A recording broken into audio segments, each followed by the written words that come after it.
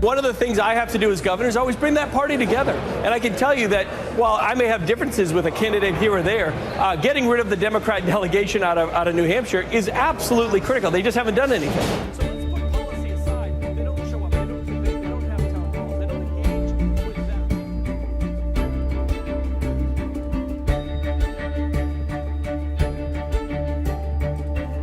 Going into last night's midterms, almost everyone was expecting a huge night for Republicans. A red wave. It'll be a wave election, and you're going to lose the Senate, and I'll bet you $1,000 right now. You know, Democrats are going to get crushed on November 8th because a red wave is coming. A lot of folks probably waking up at this hour going, what happened to that red wave?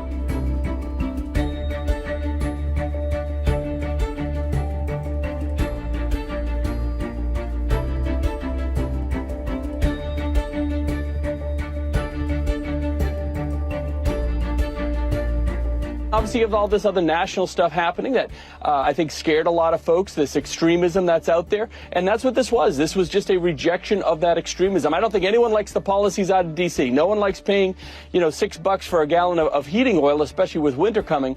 But what I think people said was, look, we can work on these policies later, but as Americans, we got to fix extremism right now. And I think that's exactly what you saw. Hello, welcome to Washington Post Live. I'm Leigh Ann Caldwell, anchor here at Washington Post Live and also co-author of the Early 202 newsletter. Today, we continue our series on state house leaderships with New Hampshire Governor Chris Sununu. Governor, welcome back to Washington Post Live. Thank you so much. Great to be here. So first, to our audience, of course, we love to hear from you. So if you have any questions for the governor, feel free to tweet us at Post Live. So, Governor, I want to start with some news of the day. Of course, you are governor in New Hampshire. I'm here in Washington, where Congress is facing a vote on what to do about a looming rail strike. There's not yet an agreement on the Senate on how to move forward. What would you do? Do you think that Congress should intervene to impose a previous agreement on workers so that the strike does not happen on December 9th? Well, a couple things. First, I mean, when you're dealing with unions, you got to get a resolution, especially when you're talking about rail. The policies out of Washington, D.C. have created massive fuel and energy problems. They've created a lot of supply chain problems. So to get that exacerbated by yet another rail strike would be just catastrophic for the country, especially with Christmas looming. So there are solutions there. You got to bring all the parties together, right? So you don't just ask Congress to go into their chambers in a vacuum and just try to figure it out on their own, right? You need leadership out of the White House because it is a national issue. You need some consensus with Congress, and you need to bring those stakeholders. What exactly are they asking for? Where are, quote unquote, the demands? And they have to give a little. You have to give a little to get a lot. And by getting a lot, that's making sure that this country's moving forward. And rail's a big part of that. Yeah, and it's something that could impact the economy. President Biden negotiated a tentative agreement. 4 of the 12 unions didn't agree to that because it doesn't include paid sick leave. There are some members of the Republican Party, people like Marco Rubio, surprisingly Senator Ted Cruz, who are saying that the workers should get those paid sick days. This kind of contradicts what Republicans tend to think about unions versus management. So can you explain to me where there are some portions of the Republican Party who are siding with unions right now? Well, the premise of your question implies that all Republicans are anti-union, and that's just not the case at all. When you look at I negotiate union contracts all the time. We have many of them within the state of New Hampshire. We can usually find a resolution to most of the issues. A lot of the unions and the subunits within those unions can actually disagree themselves about what those tenets should be, whether it's a pay raise, whether it's sick leave, whether it's hazard pay, whether it's working hours, how the work week's going to be defined. There's a lot of things that go into these contracts. It's not just even always about pay. So again, whether it's a Republican saying that we have to find a resolution or we have to support the unions. Again, it really comes down to the variables within those contracts that can be met and really should be met. So in this one in particular, it has national implications. Now, if the union is asking for things that are just unmanageable and that are unrealistic and not practical in terms of moving forward, again, you got to negotiate those things out. These are reasonable people on the other side of the table. They want to fight for the best benefits and opportunities for their employees. But at the same time, there's only so much you can give. So there's always a way to resolve it. I'll say that. Anytime you hit a situation where there's a strike, one side is just being overly difficult, frankly. And that does happen, of course, but there's always a way to find a path back to the middle, especially during these times. And you can't just say, well, Congress, you go fix it, right? The president has to get involved as well. He's the president, right? He's the CEO. That's what management does. And I don't know if this White House really understands the concept of good management, frankly, but they have to get involved at some level. President Biden, portends to be very pro-union and being able to work with folks and actually move this stuff down the road. So he is in an ideal place to be the key liaison to find a government private sector solution with the rail. Some Republican support for the unions. Is this a sign of increased economic populism that is growing across the country that's perhaps gaining support among some in the Republican Party? And where do you stand on that? Well, I got to be honest. What do you mean by economic populism? What does that mean? Well, just the populist movement that during the Trump administration really expanded. You saw a lot of workers going toward, the Republican Party, a lot of union workers who voted for Trump. And there's a much more populist message by some in the Republican Party now that contradicts kind of the old school Republican, the typical Chamber of Commerce, the pro-business Republican. And so there has been this shift. So, can you explain where you are? Yeah, so look, when you talk about being a populist, whether it's economically or socially, whatever it is, it's really looking at what are the needs and what are the wants of the citizens, directly themselves. It's not necessarily union or pro-union. That's not it at all. You can create a lot of economic opportunity where we have a very few private unions here in the state of New Hampshire. Yet I would argue we're one of the most economically successful states in the country. One does not directly affect the other. I don't think it's about populism. I think it's about just looking at the variables where that contract itself it really stands with those individuals. Has it kept up with the times in terms of inflation, in terms of the demands on the worker, the different cultural aspects of our workplace, whether it's flexibilities for remote work or pay leave or whatever it is. There's just different opportunities and variables within the workforce now that have to be brought to consideration. I don't think that's being a populist per se. I think it's just kind of moving with the times and understanding that there are different dynamics, different tools of communication, different ways to work that have to be brought to bear. Now, in the rail system, obviously, it's hard to be remote and run a train, right? So some of those variables will come into play, some won't. But I don't see it as a populist thing or a Republican thing. I just think it takes good leadership to get this stuff done. It's actually not that hard. I think politicians make it more difficult because so many folks in Congress, to be blunt, don't have a whole lot of executive leadership sometimes. They don't have that skill set. They weren't necessarily in the private sector. There's a lot of lawyers there. I'm a big believer if you want to negotiate a union contract, get the lawyers out of the room and just get good management and the workers and the decision makers in the room. And when you do that, you tend to find a good path there. At the end of the day, I just don't want to say whether it's populist, Republican, Democrat, put labels on everything. Just get the job done. I mean, that's what we hired you to do. Congress, the president, everyone get in the room and deliver for America. So I want to ask you, we're a couple of weeks after the midterm elections. Of course, we still have Georgia next week. But after the midterms, when there was not that red wave, you spoke at the Jewish Coalition meeting in Las Vegas. And this is what you said. Let's listen. And candidate quality matters. Holy cow, have we learned that one the tough way. Look, here's a good policy. I got a great policy for the Republican Party. Let's stop supporting crazy unelectable candidates in our primaries and start getting behind winners that can close the deal in November. Which candidates are too extreme? The ones who can't win. Look, from a political party perspective, we want winners. And winners aren't who can win in a primary. That does not matter. Winners are only who can close the deal in November. You cannot govern if you don't win. The Republican Party has the right ideas. We have the right policies, but none of that matters unless you can deliver, right? So making sure that you can close that deal, I'm very passionate about it. It's and by the way, there's extreme. I mean, this whole idea that the light is really shining on the extreme of the right, to be sure, right now. But let's not kid ourselves. There's just as much extreme on the left, right? This socialist movement, this big government is the answer, this we can solve your problems with the government type mentality out of the Democrat Party. That is not the answer for America either. Is Donald Trump too extreme? He has won a primary, but he did not win his general election.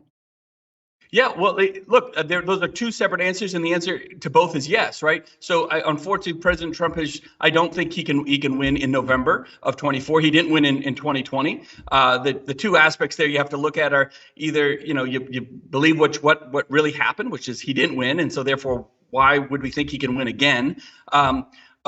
Or if you buy into this whole, well, the election was stolen from him, why would you believe that it wouldn't be stolen again? Which it wasn't, of course.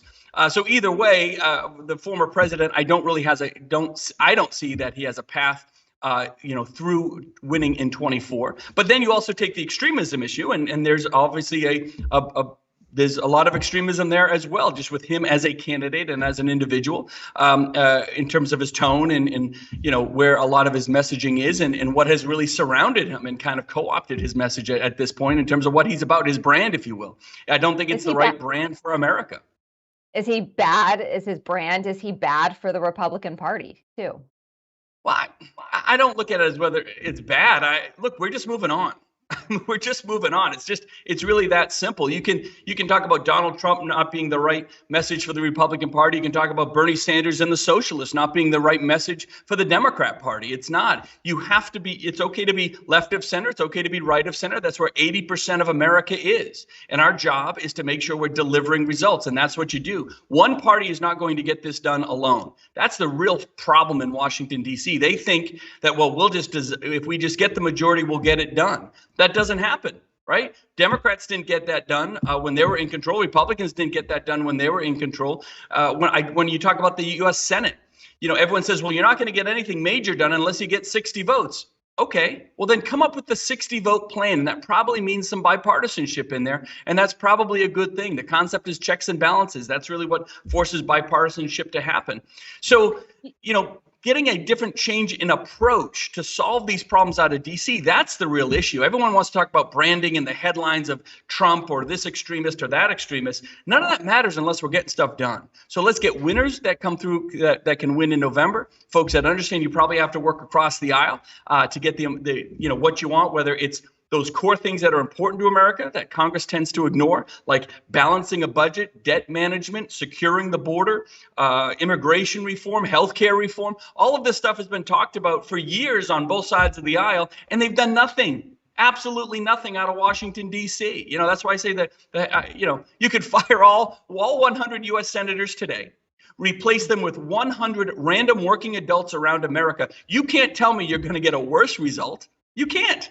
So have they really earned the position? The bar has been set so low out of our U.S. Congress and Senate that the fact that they pass anything, we give them a big cheer. It's like I say, it's like my 4-year-old, bringing home a painting from kindergarten. Well, that's nice. We'll hang it on the fridge. Good job. The bar's not really set very high, and we get very proud of them for actually doing something. Mm-hmm. Unfortunately, that's exactly where Congress is. It's embarrassing. As a governor. I was going to say, as a governor, as an executive, I'm held to 24/7 accountability on every issue. I meet the press every single day that they want to meet. We answer every question. We're super transparent. We cannot let issues go because we got to manage all day long. And I wish other folks had that type of mentality on both sides of the aisle. Everything you just said sounds like a campaign platform. Do you plan to run in 2024? For president. It's a campaign platform, and which is why I just became governor again. I'm in my 4th term. My focus is on New Hampshire. That's what New Hampshire is all about. And so, if you want to use the term platform, this is really about having New Hampshire set a model. I think we've done a phenomenal job in setting a model of how to get stuff done. Not just as Republicans. I've had Republicans in my majority of my legislature. I've had Democrats control my legislature. I literally have like a virtual tie out of 400 reps in New Hampshire. It's a virtual 200 to 200 tie almost. So I've had it every which way, and we still design new systems. We're still able to be innovative. We still get it done, and we're still accountable to every decision we make. So my platform, if you will, is about keep getting those very good results, not just so I can get reelected again. That's not what it's about. So New Hampshire can continue to be a model. So 49 other states can look at New Hampshire and say, how are they doing that? Well, we do it with positivity. We do it by inspiring the bench. We have to make tough decisions, but at the end of the day, our responsibility is always to the constituents that we serve, not just a party platform or anything like that. That polarization, that extremism that you talk about, that doesn't get it done. It is not a winning formula. And if I catered to that, well, I shouldn't get reelected again. They should fire me immediately as soon as we start doing that. But we don't. We keep it real and we get it done. So what I didn't hear is that you were not going to run in 2024. So are you thinking about it? No, not really. A lot of folks are talking about it, obviously, you know, and there's a lot of hype around that, not just with myself, but with a lot of other candidates. But there's a couple things. Again, I have to balance a budget in the next 2 months. And that's a new term for Washington, balance a budget. You know, they can look it up give it a Google sometime. But it's hard, right? And it requires us making some really tough decisions, working with folks on all aspects. So I've got a lot on my plate, not just with that, but with all the other legislation coming my way. New Hampshire is the first in the nation primary. We do a great job with it. You know, we have a huge responsibility to keep living up to that standard. And in some ways, as a governor, I'm kind of like the referee a little bit. You know, we want to make sure people understand how to do it here in terms of coming in, connecting with the voters one-on-one. I have a joke, you maybe have heard it, but it's really true. Someone might say, hey, are you going to vote for Joe Biden? And the other guy says, well, how do I know? I've only met him twice. So the point is that you have to come and meet us again and again, and we got to look you in the eye and buy off on you as an individual before we even get to the policy. It's not about money, not about name ID. It's about who really earns it with their character. And if you do that, I think you can be successful here. So, you know, that's really where a lot of my focus is, both in terms of my job as managing the next steps for the state of New Hampshire, as well as where 24 might go. But that's really what I look at. I don't look too much further down the road. I always leave options on the table, you know, every which way, whether it's policy or politics. But right now, I got to focus on my job. So you warn, as we played in that clip earlier, that about extreme candidates. But these candidates are elected in the primaries. So is there a lane for for Republican candidates to be more moderate, to reach across the aisle, to have that bipartisan streak? Because those candidates are not winning in primaries. Well, look, some of those candidates didn't win in primaries that were highlighted across the country, of course. But by and large, you can't say that just the Republicans won with their nominated extreme candidates, or just Democrats nominated extreme candidates. I think some of the more prominent races, some of the more extreme candidates got through the primaries in those 5 or 6 Senate races, a couple of governor's races. But remember, you had Democrats spending tens of millions of dollars in this country on Republican candidates in their primaries. We had it with Don Bolduc, one of our more extreme U.S. Senate candidates. He got money from the Democrat Party in his primary. So the Democrats trying to manipulate our system. You had a governor's race in Pennsylvania and in Illinois where tens of millions of dollars were spent on those Republican extreme candidates so the Democrats would prop them up in their primary and get them to win. So you can't just say it's Republicans doing this. The Democrats are actually investing in extremism on the Republican side. It's a manipulation of the process. They have to be held accountable for it. I think there have to be rules and guidelines put into place. It crosses a line. Absolutely. I don't think there's no evidence Republicans did it in any, large manner. I haven't heard of anything like that. And I think you got to create lines for it. So it's not just about the extremism of Republicans voting for extreme candidates in the primary. It's about a manipulation of the process on the other side as well, and that's just not democratic, right? You have to actually make sure that primary is about politics within that party, and you got to keep it there. So to Camp Bolduc, you mentioned Bolduc, who you did not support in the primary. Same with Caroline Levitt, a House member. You did not support her in the primary. They both won and then lost in the general election. You supported them in the general election, even though you thought they were not the right fit for the state and too far to the right. So do you have a responsibility, if you do not believe in what these candidates stand for, including election denialism, to not support them, even if they are the nominee that the party chooses? No, your question is based on the premise that those one or two issues that we disagree on, and might even disagree very vehemently on, define the candidate and are all that says everyone should be a one-issue voter. But the election denialism is a pretty big issue. It seems like, I mean, are you able just to look the other way on an issue like that? You said yourself that the 2020 election was not stolen.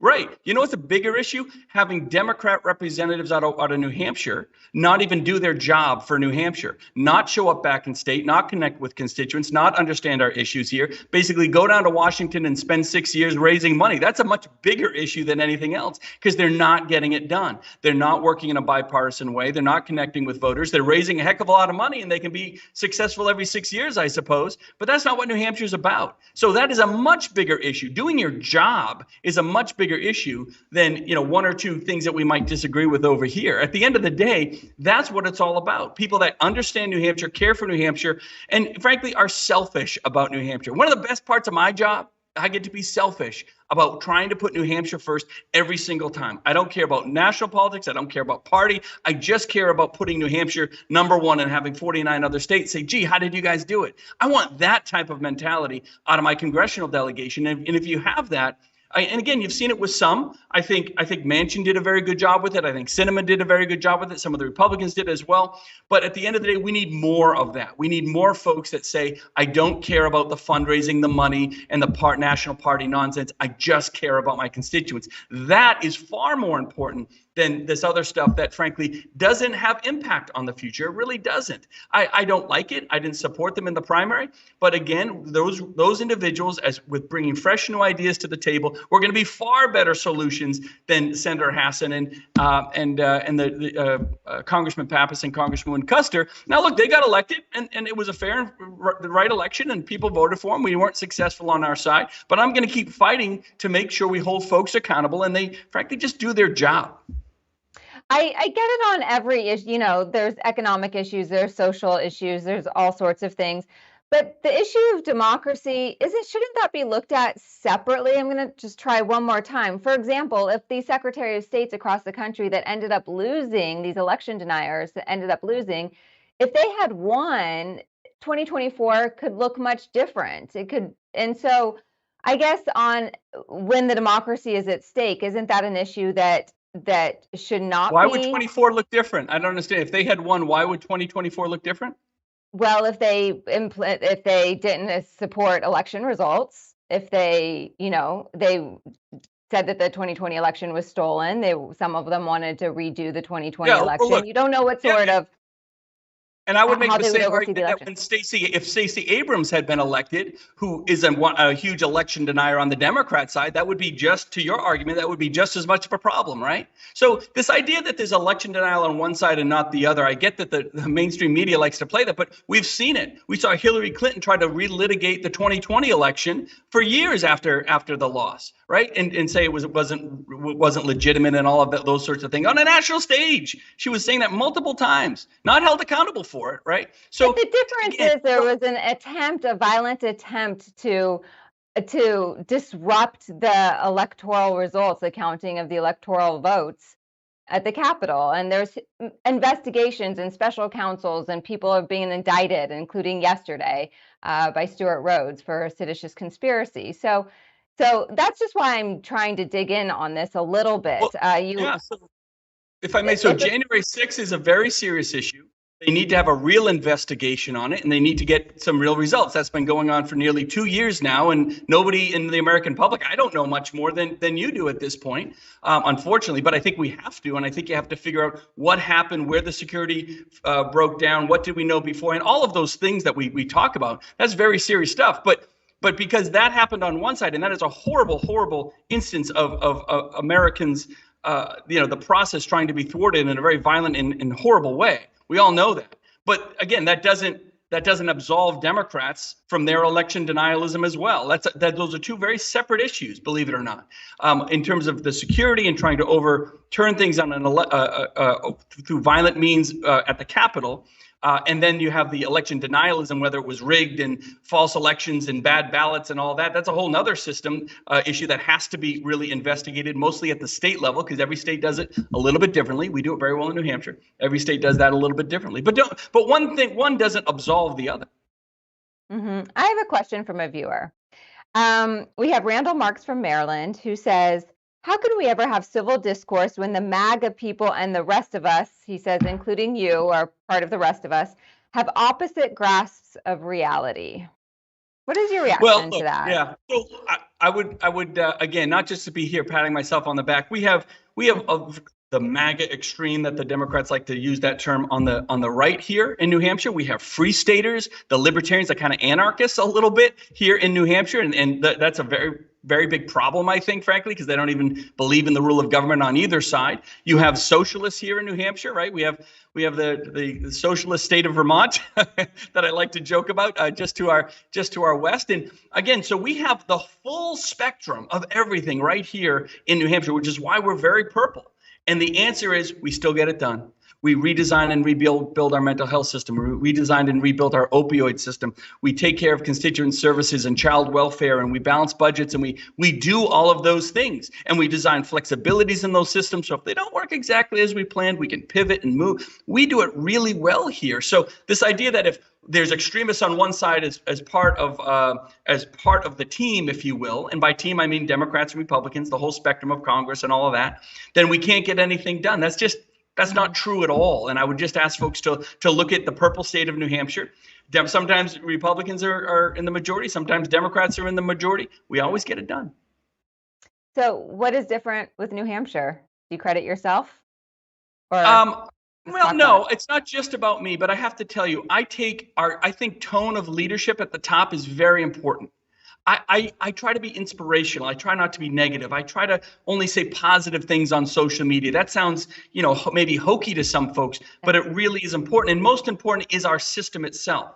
Our system in New Hampshire relies on local control, towns and school boards and parents.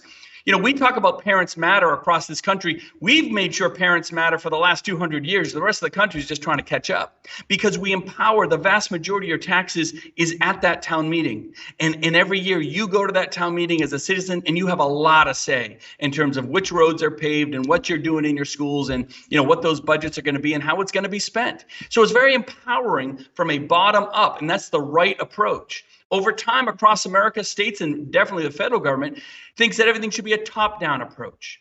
That's wrong. It is fundamentally wrong. My job as a governor, my job as the government, if you will, is not to solve your problem. It's not. It's to just create as many doors of opportunity for you and your family and your business or whatever it might be. And then you do you. You pick the right door that's right for you. You find your path. You find your option that best meets your need. That's what Live Free or Die in New Hampshire is all about.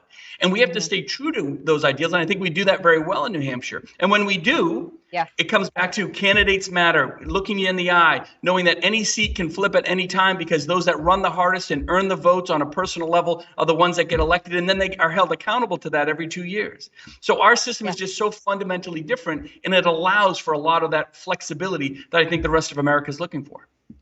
So it could be a big day/weekend for New Hampshire. We'll see. Something else that is happening is the Democratic National Committee is starting to meet on the primary calendar for the 2024 election. New states want to be first. They want Iowa out of there. Nevada wants a role, Michigan, Minnesota, and of course, New Hampshire.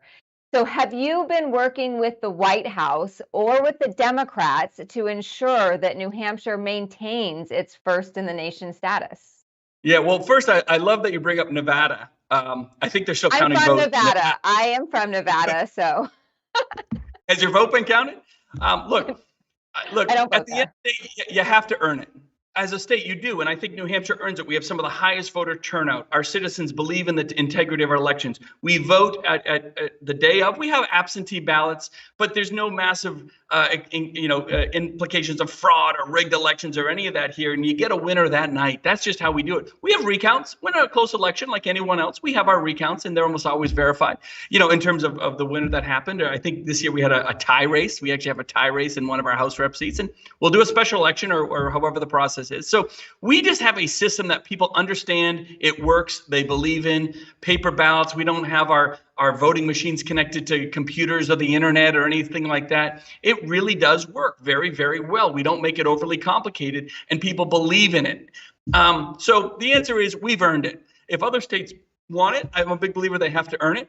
I've implored at a very loud and national way that, of course, the Democrat Party needs to keep it here and not pull it away for their own political reasons, because they need a system that is tried and true. Otherwise, it does a disservice to the country. It really does a disservice to all the other states and all the other voters who go, if the first states don't work, like example in Iowa, right? And you have the caucus. Iowa's a little different than New Hampshire. They have a caucus. We have a primary.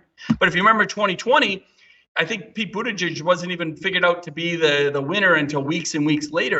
And the next week they looked at New Hampshire and said, oh boy, is any of this going to work? And so we had to nail it for America. We had to get it exactly right, and we did. We got a winner that night. It was for all intents and purposes, an incredibly, almost perfectly run primary election. And America took this sigh of relief and said, okay, it works. This can all move forward, and it can work, and we haven't lost complete faith in the system. So we take that responsibility very seriously. We work with every town manager, every election official, make sure the training is there, and we get it done. If other states can show that they can get those results, that they have the attention to detail that New Hampshire has, then come and challenge us for it. But if the Democrats tried to just pull this away for political reasons, they're doing their party and America a disservice. So in one word, yes or no, do you think that New Hampshire is going to maintain its status after the weekend, or after they decide? Not as a lone state. I don't. I think Senators Hassan and Shaheen made a pitch. I think they made a terrible pitch. They did a terrible job of it, frankly. And we've joined together. We're aligned in this, but I really don't have a say. Last time I checked, Joe Biden and the Democrat Party don't really care what Chris Sununu have to say. And unfortunately, I don't believe. I hope it's there, but I don't have a whole lot of faith that they're gonna get there. They'll find some other manipulative way to give it to another state or share it with another state or something like that. That's just, we'll see what happens. I don't know. I think if they were going to choose New Hampshire to remain in its place, we would have known that 3 or 4 months ago when they first said they were going to announce the results and make this decision, right? They said they were going to do it back in August. They intentionally decided to delay that, I think, because they didn't want to kind of expose Hassan and Shaheen for not getting the job done and affect them politically. But unfortunately, I think that's probably the way it goes. I hope not. No, I'm knocking on wood. I hope I'm wrong. As governor, I hope I am so wrong in that assessment. We will see. I always do love my trips to New Hampshire and during the primary process every 4 years. Do you really though? Because okay, I have to ask, because it's snowing, it's cold, it's a lot of fun. You literally bump into presidential candidates walking down the street. But I find a lot of folks, if you're from Nevada, maybe are you from like the Tahoe area? I don't know. No, I'm from Vegas. Then do you enjoy the snow and the slush and the ice and the cold wind that everyone has to bear as candidates as they walk down the main street of Exeter, going door to door, trying to earn every last vote? Knowing that I get to leave, yes. Oh, there you go. There you go. I think that's. See, you're like me, always thinking ahead, positive, aspirational. There's light at the end of the tunnel, even through tough times. The sun is always going to come up tomorrow, one way or the other.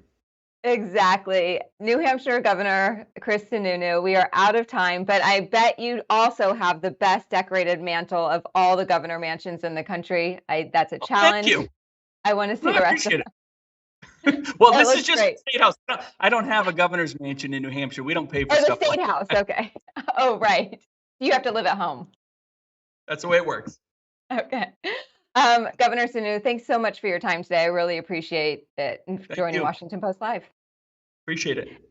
And thanks to all of you for watching and joining. If you want to see more of our State House Leadership Series, you can go to WashingtonPostLive.com to see that and all of our other programs. Thanks so much for joining.